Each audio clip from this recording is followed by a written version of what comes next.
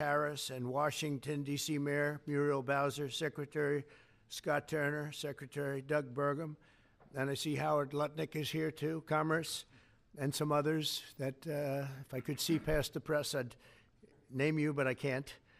I'm pleased to reveal that the 2027 NFL Draft, that's a big thing, will be held right here in our nation's capital, Washington, D.C., on the National Mall, and you get a little glimpse of it.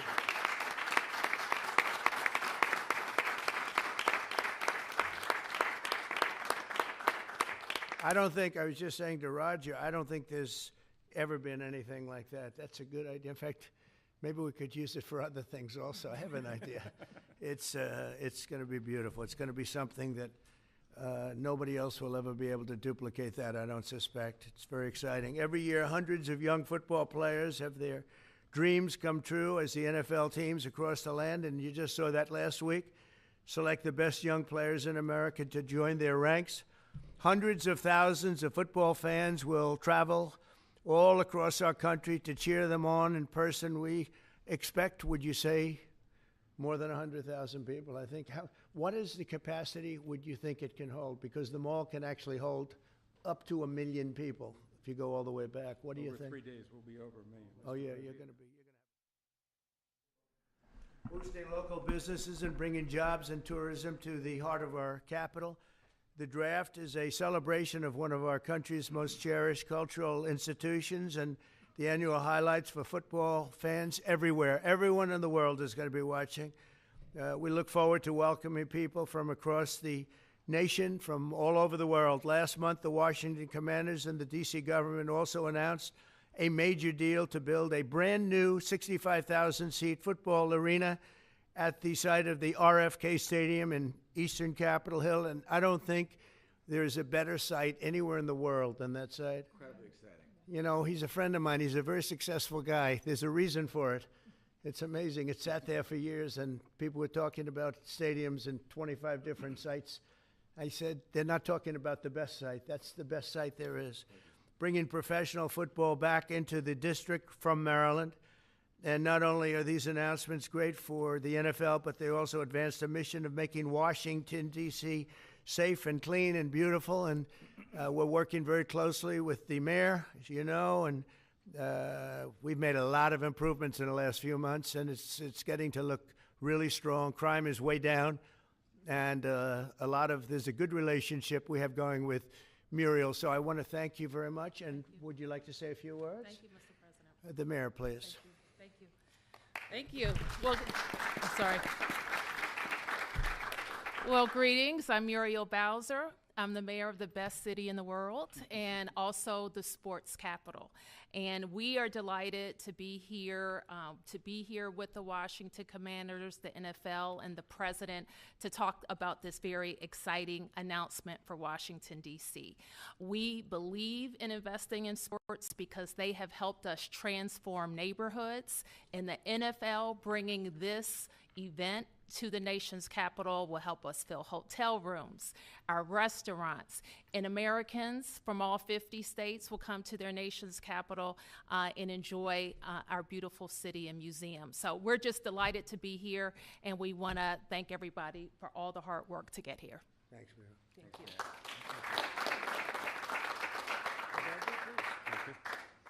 Well, Mr. President, thank you. We're honored to be here in the Oval Office, and to have you announce the 2027 NFL Draft is a special treat. So thank you for your support. Also, thank you for your support in the Commanders' new stadium. We agree it's going to be a great site. We think it's going to be great for our fans here, and it's great to come back home. And so we're very excited about that. Josh is leading the way on our behalf, and the mayor, so we thank both of them for that.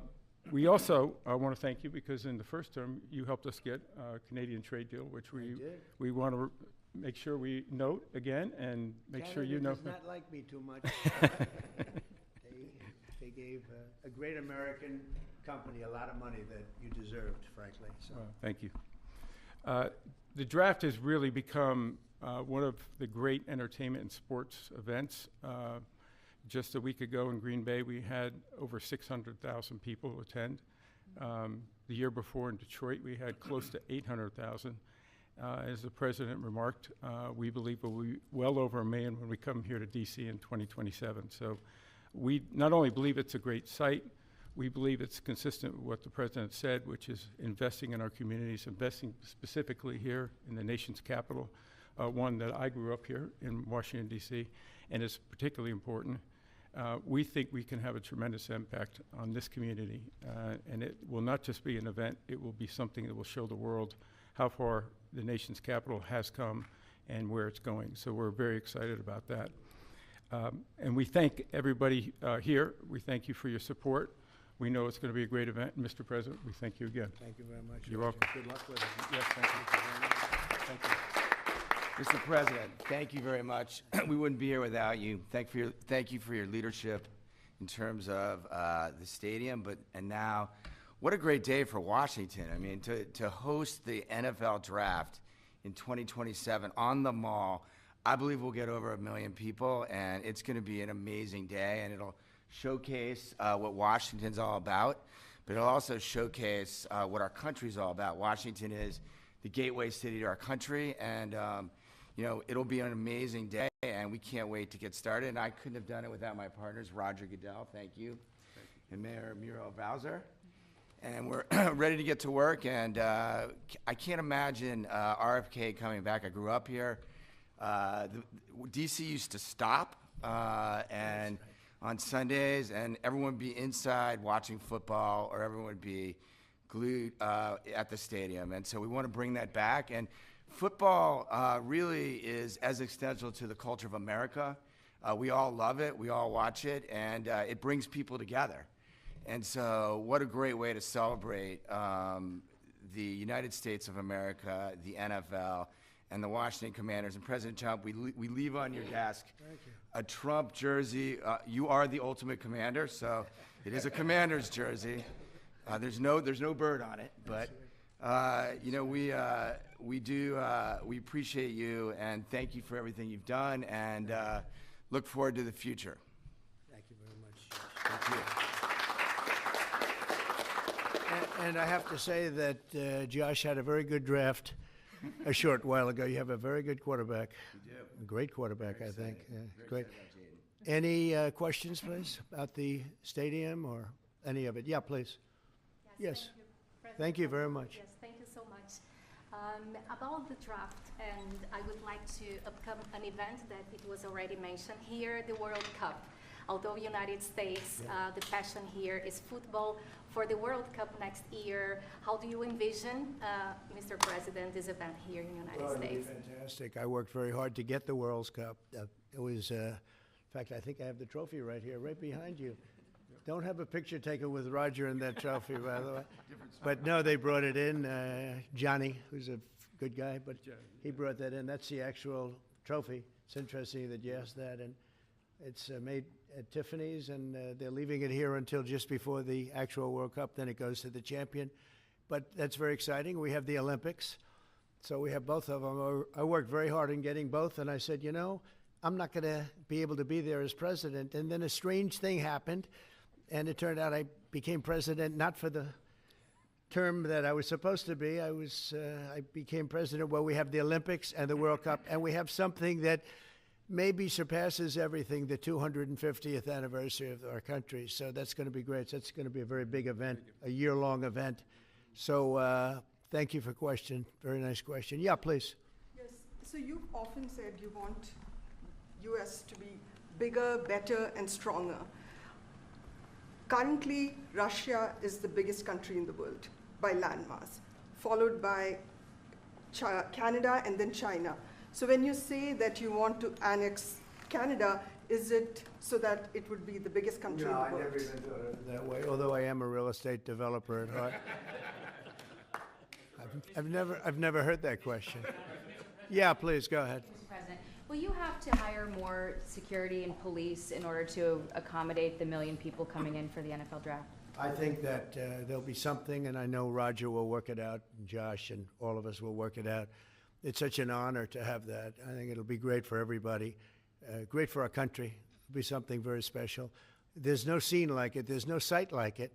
I do my whole life was based on sites, locations, and as soon as I looked at that rendering, it's going to be beautiful. It's going to really be beautiful. You know, interestingly, I didn't know exactly where it's sat relative to the Capitol, but the stadium, if you go back, is right behind the Capitol, miles behind, but nevertheless visually right behind it. So it's going to be an architect's dream, whoever the architect is chosen, and the owner. It's going to be something special. I think it's going to be great for the area. Going to be, it will be top of the line. I know these people very well, and they only know about top of the line. And I would say that more will be put into the stadium than would be put into a identical stadium of a similar size. I think they're going to do a special, because of the importance of the location.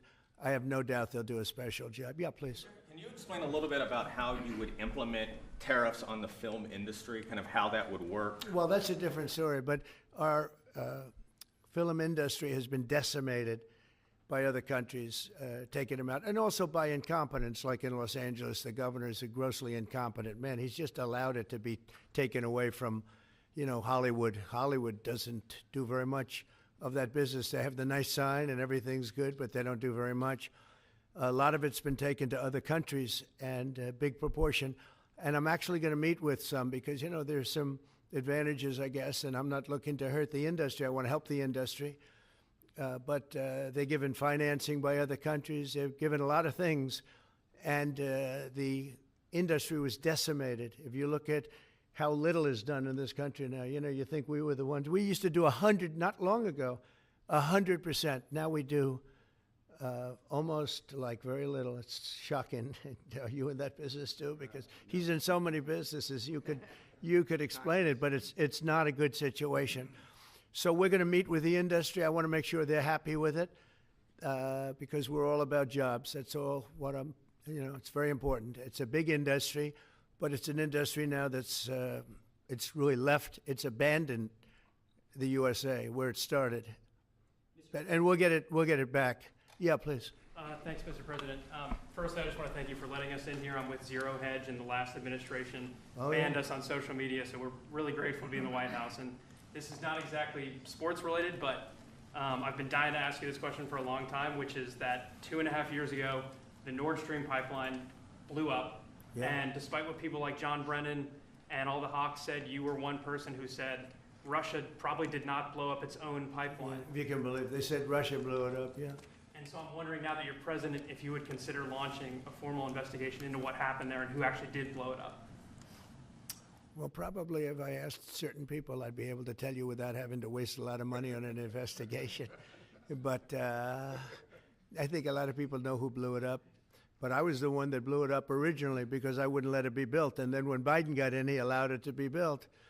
And it's very interesting. But I think Russia, with the price of oil right now, oil's gone down, I think we're in a good position to settle. They want to settle.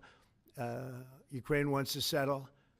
If I weren't president, nobody would be settling. They're losing 5,000 people a day. Think of it. Here we talk about football.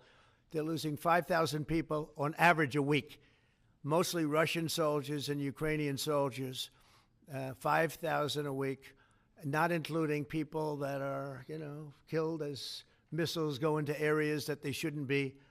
It's a very terrible thing, and I think we've come a long way, and it could be something will happen, but hopefully it will. As you know, President Putin just announced a 3-day ceasefire, which doesn't sound like much, but it's a lot if you knew where we started from, because they were not. We had a president that for 3 years didn't speak to Putin, and it all shouldn't have happened. This is a war that should have never happened, and you're going to be very disappointed when you find out the real number of people that were killed. It's far greater, many times greater, I believe, but far greater than the numbers that you're putting out.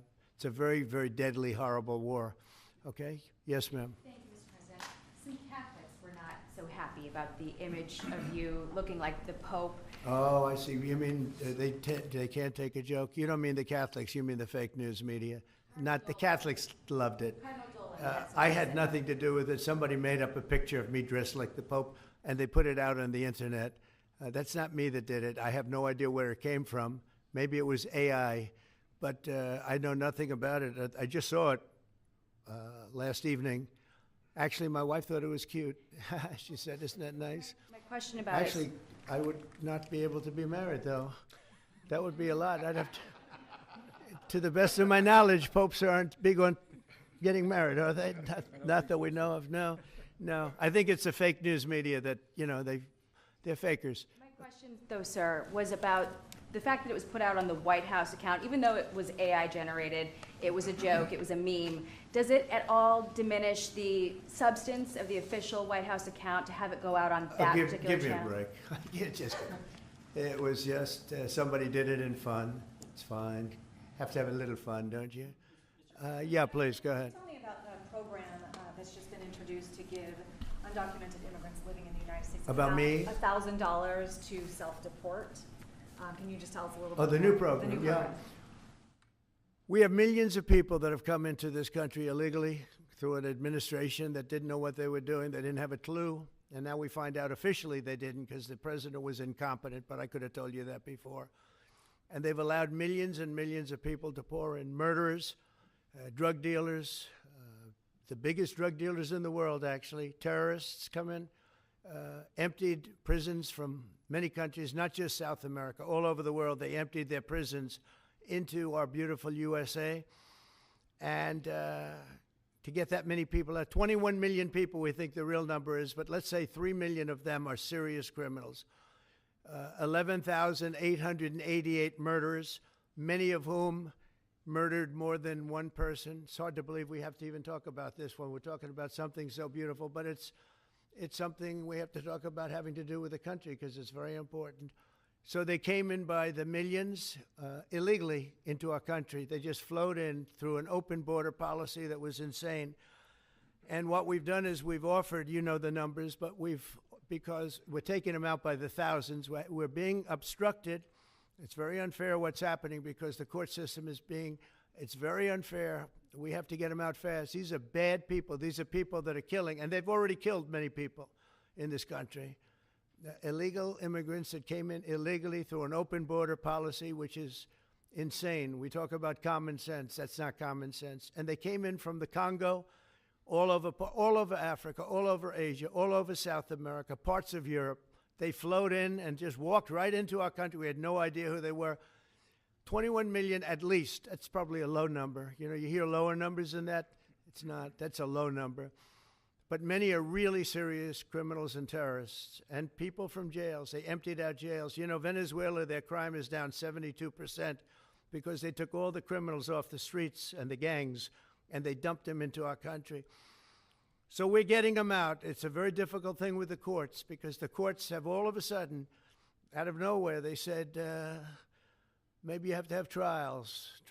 We're going to have 5 million trials. Doesn't work.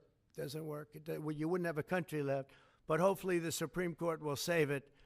But what they've done is a very, very serious thing. Past presidents took out hundreds of thousands of people when needed. You look at Eisenhower, you look at many of them, and they took people out and they didn't go through any of this. But what we thought we'd do is a self-deport, where we're going to pay each one a certain amount of money, and we're going to get them a beautiful flight back to where they came from, and they have a period of time. And if they make it, we're going to work with them so that maybe someday, with a little work, they can come back in if they're good people, if they're the kind of people that we want in our company, industrious people that could love our country. And if they're not, they won't. But it will give them a path to becoming, to coming back into the country. If they miss that limit, they're going to be taken out of our country. And they will never get a path to come back in. And it'll be a much tougher process. And it's called self-deportation. And by doing that, you're talking about so many millions of people. By doing that, we've taken out thousands of terrorists, drug lords. What we've done is amazing. And I'm sure Tom Homan and Kristi Noem have done an incredible job. They really have done an incredible job. But it's a hard job. So we're going to have a self-deportation where they deport themselves out of our country. And we'll work with them, and we're going to try, and if we think they're good, if they have, the people we want in our country, they're going to come back into our country. We'll give them a little easier route. But if they don't work, and if we take them out after the date, then they're never coming back, and that's the least of the problems that they're going to have. Yeah, please. What's your expectation for your meeting with the Canadian Prime Minister tomorrow? I don't know. He's coming to see me. I'm not sure what he wants to see me about, but I guess he wants to make a deal. Everybody does. They all want to make a deal because we have something that they all want. We have something that they all want. China wants to make a deal very badly. You see what's happening to China. China's being decimated, and I don't want that to happen. But they have to make a fair deal. We were losing hundreds of billions of dollars a year. We were losing think of it, on our trade policies with Biden. We're losing $5 billion a day. I think Josh, as a great businessman, would not let that happen too long, right? How many groups can lose $5 billion a day? If you lose $5 billion one day, that's the end of that company, right? You're fired. He says, you're fired. Get out of here. So we essentially did that. And we have it down to a very low number. We're doing really well, really well. Yeah. How did you decide to reopen Alcatraz? Can you walk us through that decision? Did I say what? To reopen Alcatraz, how will you use it? How did you come up with the idea? Well, I guess I was supposed to be a movie maker. We started with the movie making, and we'll end. I mean, it represents something very strong, very powerful in terms of law and order. Our country needs law and order. Alcatraz is, I would say, the ultimate, right? Alcatraz, Sing Sing and Alcatraz, the movies. But it's right now a museum, believe it or not. A lot of people go there. It housed the most violent criminals in the world, and nobody ever escaped. One person almost got there, but they, as you know the story, they found his clothing rather badly ripped up. And it was a lot of shark bites, a lot of problems. Nobody's ever escaped from Alcatraz, and just represented something strong having to do with law and order. We need law and order in this country, and so we're going to look at it. Some of the people up here are going to be working very hard on that, and we had a little conversation. I think it's going to be very interesting. We'll see if we can bring it back in large form, add a lot. But I think it represents something. Right now it's a big hulk that's sitting there rusting and rotting. You look at it, it's sort of, you saw that picture that was put out, it's sort of amazing. But it sort of represents something that's both horrible and beautiful and strong and miserable, weak. It's got a lot of qualities that are interesting, and I think they make a point. Okay, are you guys okay? I want to just say that it's such an honor to be up here with my friends, because this is a group of people that have done an amazing job, and all we can do, Muriel and I, is give them the greatest sight there is, I think, that I've ever seen for something like this. And I did very well in the real estate business. I think this is the greatest site there is anywhere in the world for exactly what you guys are doing. And we'll work with you. We've got a lot of work to do to get it going, but we'll work with you, and we'll try and make the dream come true. And I want to thank you all very much for being here. Thank you. Thank you very much.